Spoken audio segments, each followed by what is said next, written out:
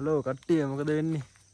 අපි මේ අද ට්‍රැවල් මනේ පොඩ්ඩක් වෙනස් වැඩක් කරන්න යන්නේ මේ අවුරුදුත් ළඟ එන එකේ මේ උණ වැඩිල්ලක් හදන්න යන්නේ උණ බඩ අර උණ වැඩි තුවක්කුවක් හදන්න යන්නේ මේ උණ බඩක් කපන් යනවා මෙතනට මේ එහෙනම් අපි යන් උණ බඩ තුවක්කුවක් හදලා පොඩි වෙටි පාරක් පත්තු කරලා පොඩි ආතල්ලයක් ගමු.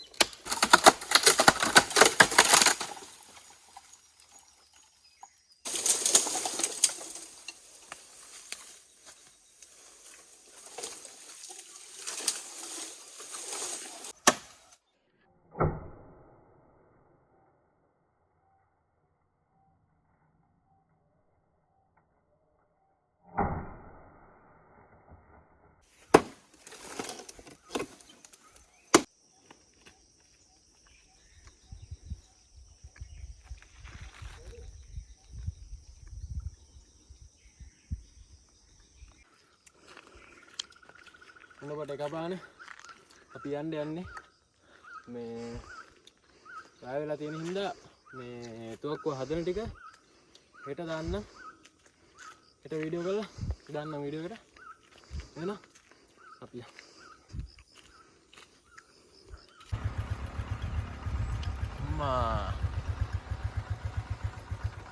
ඔන්න අපි ඊයේ අරගෙන ආපු උණ බටෙන් තුවක්කුව හදන්න යන්නේ මේ මේක පොඩි ඇදයක් තියෙනවා පැලිලා තියෙන්නේ වැඩේ සාර්ථක වෙයිද දන්නේ නැහැ පොඩ්ඩක් හදලා බලමු හදලා බලනවා තමයි ඉතින් කියන්න වෙන්නේ මේ නම් අපි හදන විදිහට යන් මේ උණ බටේ මේ පුරුක් 3ක් විතර ගත්තා නම් ඇති වෙයි සාමාන්‍යයෙන් දිග වැඩි වුණාම යන්නෙත් නැහැ දිග මදි වුණාම යන්නෙත් නැහැ ඔයගොල්ලෝ මේක මේ කපා ගද්දී මේ කීයටක් වගේ මේ වගේ කීයටක් අරන් කපා ගන්න මේ නැත්තම් පිහියෙන් ගැහුවොත් බටේ පැලෙනවා මේ හදා ගන්න වෙන්නෙත් නැහැ ඊට පස්සේ අනිත් තව දෙයක් කියන්න තියෙනවා මේ හදාගද්දී කහ උණ වලට වඩා අර කොළ උණ කියලා තියෙන්නේ කොළ උණ එක තමයි මේකට සෙට් වෙන්නේ මේ කොළ උණ එක වැඩි පැලෙන්නෙත් නැහැ පොඩ්ඩ හයිය තියෙනවා ඒකේ ගොඩක් එහෙනම් අපේ පැත්තේ හොයාගන්න නැහැනේ කොළ උණ මේ ඉතින් කහ එකෙන් හදමු මේ එහෙනම් අපි යන් ඉතුරු ටිකට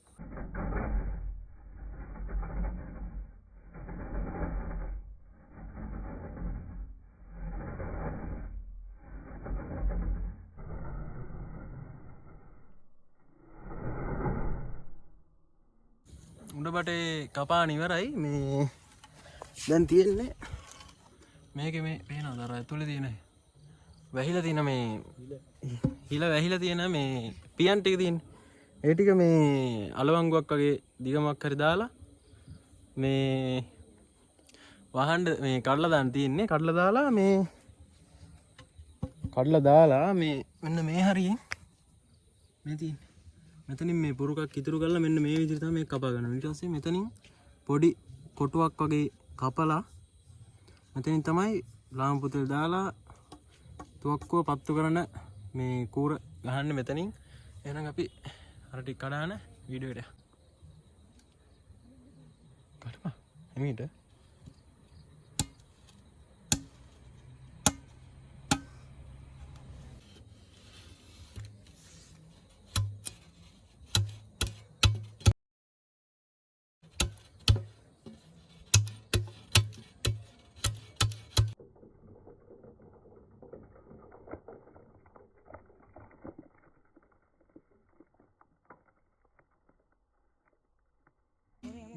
නියනක් වගේ එකක් අරන් මේ වගේ පොඩි කොටුවක් කපා ගන්න ඕනේ සාමාන්‍යයෙන් සෙන්ටිමීටර් 2 වගේ. තව තමයි ගන්නට මේක වෙන්නේ මේ ඕකෙන් තමයි ලාම්පු තෙල් දාලා මේ එතනින් තමයි තුවක්කුව ක්‍රියාත්මක කරන්නේ.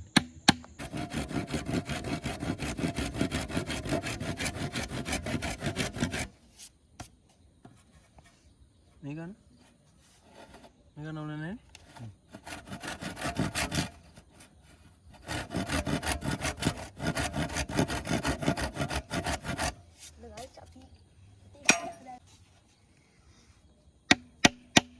Obat කපලා හිටපන් ඉරකුත් ඇඳලා තියෙනවා.